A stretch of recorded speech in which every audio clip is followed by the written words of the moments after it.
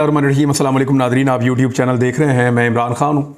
बिल्ली जो थैले से आहिस्ता आहिस्ता बाहर झांक रही थी वो अब थैले से बाहर आ रही है और सारा जो तमाशा लगाया गया है वो खुलकर सामने आना शुरू हो गया है। इसमें एक बहुत बड़ी शख्सियत की अपनी साख, उनकी अपनी क्रेडिबिलिटी जो है वो दाव पर लगने वाली है और आने वाले वक्त में उनके लिए मुश्किलात बहुत बढ़ जाएंगी। ये मैं बात कर रहा हूँ आने वाले चीफ जस्टिस ऑफ पाकिस्तान जनाब जस्टिस काजी फ़ाइज़ ईसा साहब के बारे में। पहले ही वो बहुत सारी कंट्रोवर्सीज़ के अंदर रहे या उन्हें रखा गया और उसके बाद दोबारा उनको बहुत सारी कंट्रोवर्सीज़ के अंदर अब डाला जा रहा है और इसके लिए ज़िम्मेदार कोई और नहीं, उनके खैर ख्वाह हैं। वो लोग हैं जो हमेशा से उनका नाम लेते रहे हैं और उनकी बदनामी का बायस बनते रहे हैं। अब ज़रा कहानी आप सुन लें, मैं आपको स्टेप बाय स्टेप बता देता हूँ कि एक्चुअली ये हुआ क्या है और ये भी बता देता हूँ कि जजेस के ऊपर जो गंदी कंपेन चलाई जा रही है उसको कैसे काउंटर किया जा सकता है बड़े आराम से। लेकिन पाकिस्तान तहरीक इंसाफ जजेस के ऊपर कीचड़ उछालने या उनकी निजी ज़िंदगी को या उनकी फैमिली के अपने ज़ाती ख्यालात को किसी जगह पे उनके करियर में या उनके मनसब के ऊपर बोझ बनाने पे पाकिस्तान तहरीक इंसाफ तैयार नहीं है। अब ज़रा आप देखें, पाकिस्तान तहरीक इंसाफ मुज़ाकरात के लिए तैयार है, पीडीएम इंतखाबात से फरार हो रही है। पीटीआई मुज़ाकरात के लिए तैयार है और नवाज शरीफ हुकूमत और पीटीआई के दरमियान मुज़ाकराती अमल को सबोटाज करने पर तुल गए हैं। यानी नवाज शरीफ साहब ये चाह रहे हैं कि हुकूमत और पीटीआई के दरमियान जो मुज़ाकरात हो रहे हैं वो मुज़ाकरात अब ना हो। नवाज शरीफ साहब इस अमल पे तुल गए हैं कि मुज़ाकरात किसी तरीके से मुअख्खर हो जाएं। अब आपको समझ आ जानी चाहिए कि वज़ीर दिफा कह रहा है कि पता ही नहीं कैसे परवेज़ इलाही के घर पे अटैक हो गया। एहसन इकबाल कह रहे हैं कि ये तो परवेज़ इलाही को मशहूर करने की साजिश है। तो भाई अगर इसी तरह बंदे मशहूर होते हैं तो आप लोग भी अपने घरों पे हमले करवा लें, अपने दरवाजे तोड़वा लें, अपनी ख़वातीन को चादर और चार दीवारी का तकद्दुस पामाल करवा लें, आप भी मकबूल हो जाएं। यानी सियासत में अगर मकबूलियत का ये आसान तरीन तरीका है तो पंजाब में तो हुकूमत निगरान है, आप अपने घरों पर भी अटैक करवाएँ और मकबूल हो जाएँ। तो ये कहने में आसान लगता है, इन चीज़ों का सामना करने में थोड़ी दिक्कत होती है। बहरहाल ये आपने सुना वज़ीर दाखिला को, उन्होंने कहा उनको तो टीवी पे पता चला कि परवेज़ इलाही के घर पे अटैक हो गया। वज़ीर आला पंजाब जो है निगरान, वो इसको ओन करने को तैयार नहीं है। आईजी पंजाब लोगों को जवाब दे रहा है कि मैं तो पाकिस्तान में ही नहीं हूँ। जितने अहम लोग हैं वो पाकिस्तान में नहीं हैं, तो ये कार्रवाई डाली किसने और डलवाई किसने? एक्चुअली ये कार्रवाई लंदन प्लान का हिस्सा है, जो इमरान खान साहब ने भी कहा। कैसे? क्योंकि लंदन में बैठा हुआ शख्स नवाज शरीफ इलेक्शन से खौफजदा है।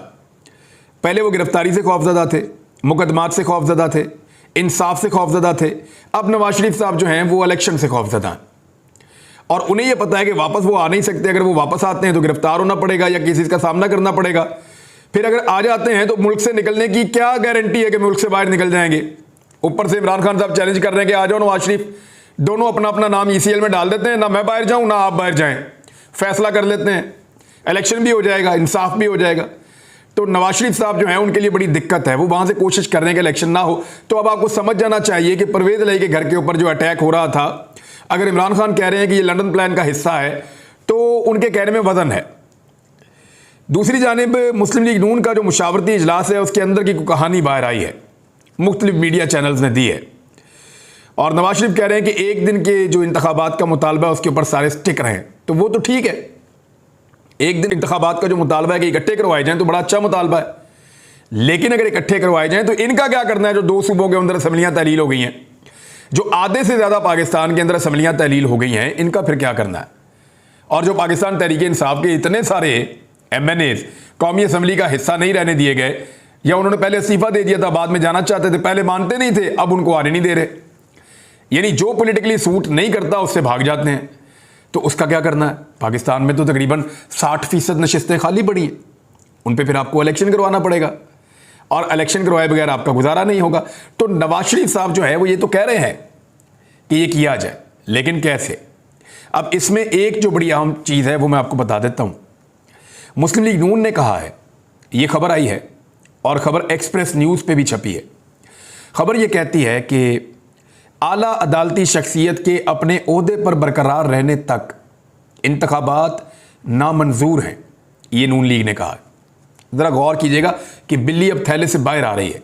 ज़रा आप बिल्ली देखें किस रंग की है और आप ये देखें कि बिल्ली के अंदर से स्मेल कितनी आ रही है। इसको बिल्ली को इन्होंने नहलाया भी नहीं है और बेड़ा गर्क किया हुआ है, इतने अरसे में बोरी में रखी हुई थी और अब जब बिल्ली बाहर आ रही है तो ताफुन फैल रहा है। बाहर क्या आ रहा है जी, आला अदालती शख्सियत के अपने ओहदे पर बरकरार रखने तक इंतखाबात नामंजूर है। यानी साफ लफ्ज़ों में कहें तो वो जस्टिस उमर अता बंदयाल साहब जब तक चीफ जस्टिस ऑफ पाकिस्तान है तब तक उनको लगता है कि वो इलेक्शन में ना जाएं तो बेहतर है, ये PMLN को लगता है। अच्छा, उमर अता बंदयाल साहब क्या इलेक्शन में धांधली कर सकते हैं? नहीं कर सकेंगे। यही जस्टिस उमर अता बंदयाल साहब हैं जिनके अज खुद नोटिस की वजह से इमरान खान साहब की हुकूमत आज पाकिस्तान में नहीं है और PDM की जमातों की हुकूमत आज पाकिस्तान में है। इन्हीं जज साहब ने अपने बेंच के साथ साइफर को खोले बगैर, साइफर को देखे बगैर डिप्टी स्पीकर की रूलिंग के ऊपर फैसला दे दिया था। हालांकि डिप्टी स्पीकर ने रूलिंग साइफर की बुनियाद पे दी थी, लेकिन साइफर जैसी बुनियाद को देखे बगैर रूलिंग के खिलाफ फैसला दे दिया था। यही मुअज़्ज़िज़ जज साहिबान थे, यही लोग थे। लेकिन उस वक्त जो है वो सराहा गया, खुशियां मनाई गई। लेकिन अब कहते हैं कि इलेक्शन में जाएंगे तो ये वाले जजेस नहीं होने चाहिए या ये वाले जज साहब नहीं होने चाहिए। वजह क्या है? एक्चुअली काजी फायद ईसा साहब के लिए मुश्किलात पैदा की जा रही हैं। PMLN को यह लगता है कि इलेक्शन में जाने के काबिल वो अगले 1 साल तक भी नहीं हो पाएंगे। तो कौन है जो इनकी हुकूमत को लंबा ले जा सकता है या तवील कर सकता है? अगर आप निजी महफिलों में PMLN के लोगों से मिलें तो वो ये उम्मीद जाहिर करते हैं कि पाकिस्तान में कोई 2 साल के लिए ऐसा सेटअप लाया जाएगा जिसमें शहबाज शरीफ साहब वज़ीर आज़म के तौर पे बरकरार रहेंगे और ये निज़ाम ऐसे ही चलता रहेगा। और इसके लिए जो गुंजाइश पैदा की जाएगी वो सुप्रीम कोर्ट ऑफ पाकिस्तान से पैदा की जाएगी। और सुप्रीम कोर्ट ऑफ पाकिस्तान वो गुंजाइश कब पैदा कर सकती है? सुप्रीम कोर्ट ऑफ पाकिस्तान वो गुंजाइश तब पैदा कर सकती है जब वहाँ पे अपनी मर्जी के लोग बैठे होंगे। तो काजी फायद ईसा साहब को मुतनाज़े किया जा रहा है। इलेक्शन में बंदयाल साहब के दौर में चले जाएं या काजी साहब के दौर में चले जाएं, क्या फ़र्क पड़ता है? क्या काजी साहब ने वहाँ बैलेट बॉक्स से भरने हैं या बंदयाल साहब ने बैलेट बॉक्स भरने हैं? ऐसा तो नहीं हो सकता और ये मुमकिन भी नहीं है। तो मसला ये है कि अपनी मर्जी के फैसले लेने हैं। और दूसरा एक ये खौफ है कि अगर काजी फायद ईसा साहब चीफ जस्टिस होंगे और उस वक्त इमरान खान साहब पाकिस्तान के वज़ीर आज़म बनेंगे तो हमें पाकिस्तान से भागने में आसानी रहेगी।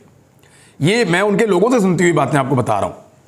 वो ये चेमगोइयाँ करते हैं निजी महफिलों के अंदर और साफ कहते हैं कि अगर काजी फायद ईसा चीफ जस्टिस ऑफ पाकिस्तान हुए तो हमारे लिए पाकिस्तान से भागना, पाकिस्तान से निकलना या अपने केसेस के अंदर जान छुड़ाना मुश्किल नहीं होगा, क्योंकि कम से कम चीफ जस्टिस ऑफ पाकिस्तान तो मौजूद होंगे।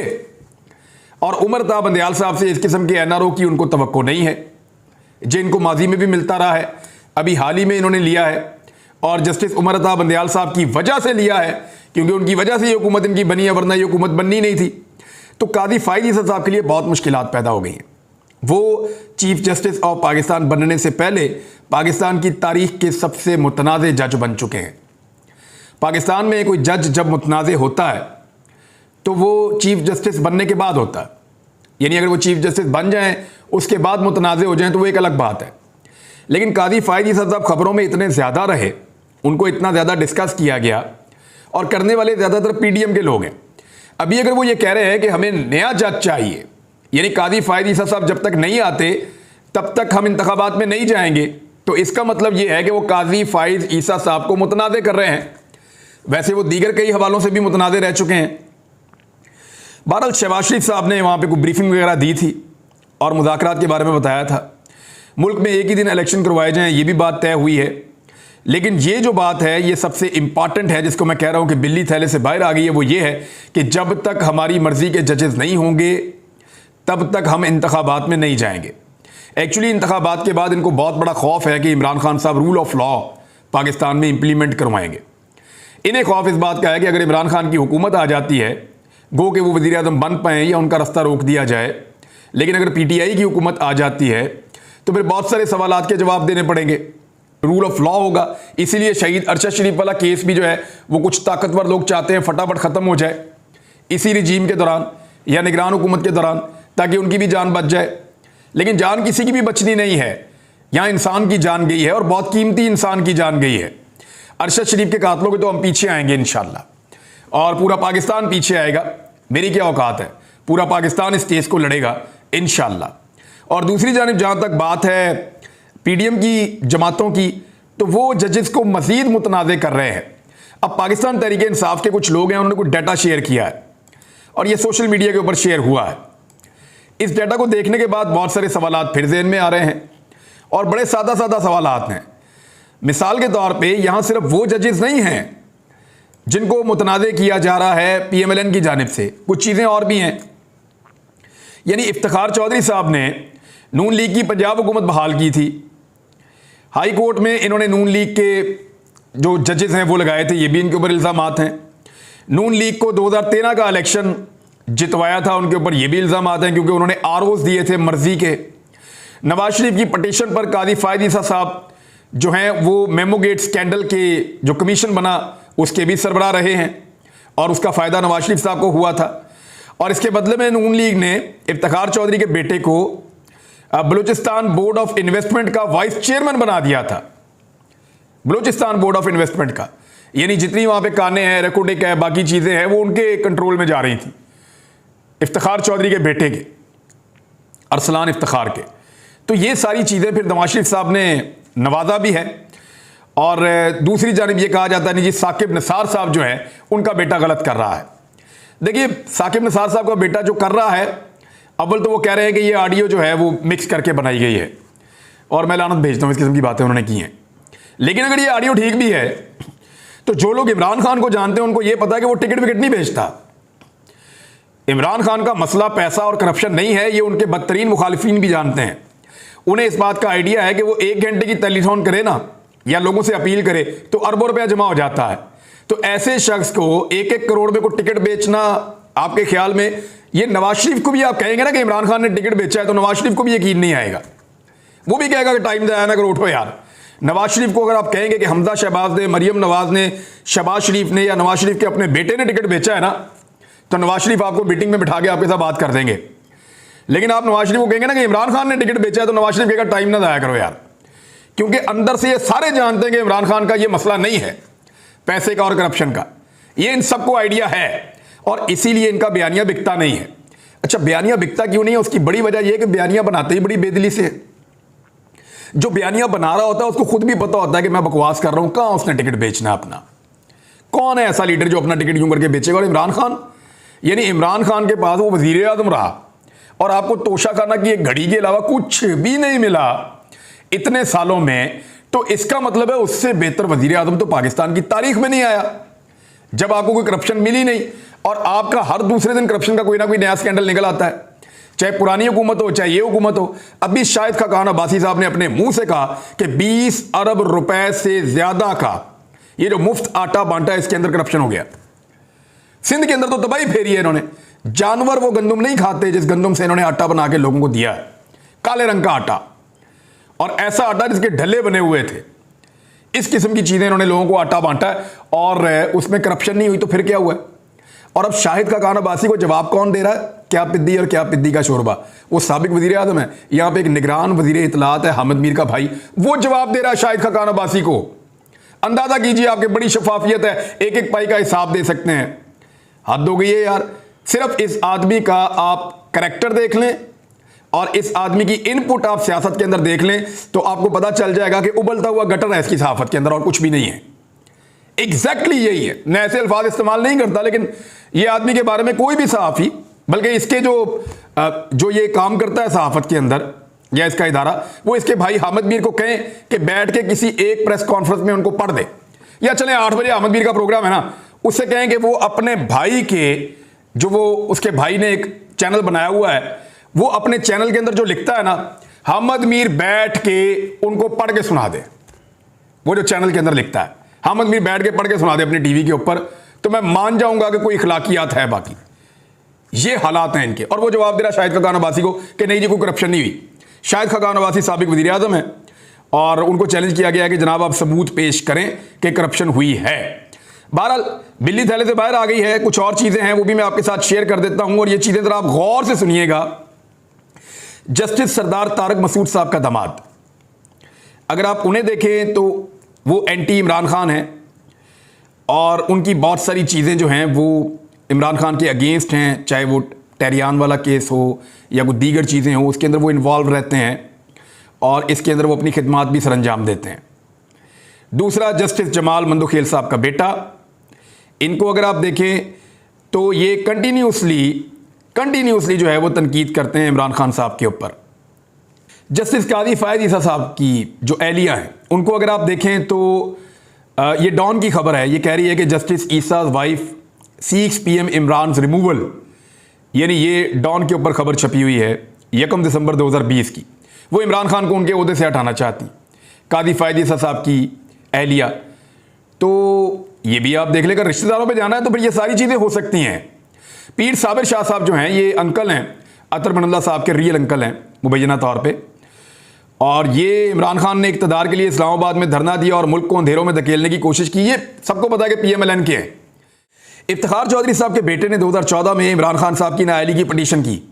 फ़ायदा किसको हो रहा था? नवाज शरीफ साहब को। इफ्तिखार चौधरी ग्रुप के दीगर जजों के जो काम है वो देख लें आप। इफ्तिखार चौधरी साहब के सबसे करीबी साथी जस्टिस खलीलुर रहमान रमदे थे। रमदे साहब के जो भाई हैं 2018 तक नून लीग के MNA रहे। उनका जो बेटा है मुस्तफा रमदे 2018 तक पंजाब का एडवोकेट जनरल रहा। सुप्रीम कोर्ट के हाजिर सर्विस जज सरदार तारिक के जो भाई हैं अरसलान इफ्तिखार के वकील हैं। और 2012 में जब स्कैंडल आया, ये उस वक्त की बात मैं आपको बता रहा हूँ, सरदार तारिक मसूद के दामाद हसनैन चौधरी इमरान खान की नाअहली के पटिशनर का 2022 में वकील था। सुप्रीम कोर्ट के हाजिर सर्विस जज कादी फायद ईसा की बीवी इमरान खान की नाअहली की पटिशन दायर कर चुकी हैं। एक और हाजिर सर्विस जज जो हैं जमाल मंदोखेल साहब का बेटा ट्विटर पर एंटी इमरान ट्वीट्स करता रहता था। और जस्टिस अतर मनल्ला साहब जो हैं, इन्होंने रात को 12 बजे अदालतें खोली थी, उस वक्त के आर्मी चीफ के हवाले से कि उनकी बरतरफी ना हो जाए इस डर से। तो इसमें उनके जो अंकल हैं, ये उनके मामू हैं, वो हैं जी सेनेटर साबिर शाह साहब नून लीग के। तो अब आप गौर करें ना कि ये भी तो सारे ताल्लुक और रिश्तेदारियां हैं ना। अगर इनको निकाल के सामने रख दिया जाए तो वो तो पीनट भी नहीं है जो इमरान खान के साथ मामला जोड़ा जा रहा है। तो इन चीज़ों से गुरेज करना अदलिया के फ़ायदे में है। इस गंद को जितना उछालेंगे ये आग सबके घर तक जाएगी। कादी फायद ईसा साहब को बदतरीन तरीके से उनको ओहदा लेने से पहले मुतनाज़े कर रहे हैं PMLN वाले, और उनको इस बात को समझना चाहिए। अब तक के लिए इतने, अपना ख्याल रखिएगा, अपने चैनल का भी। अल्लाह हाफ़िज़।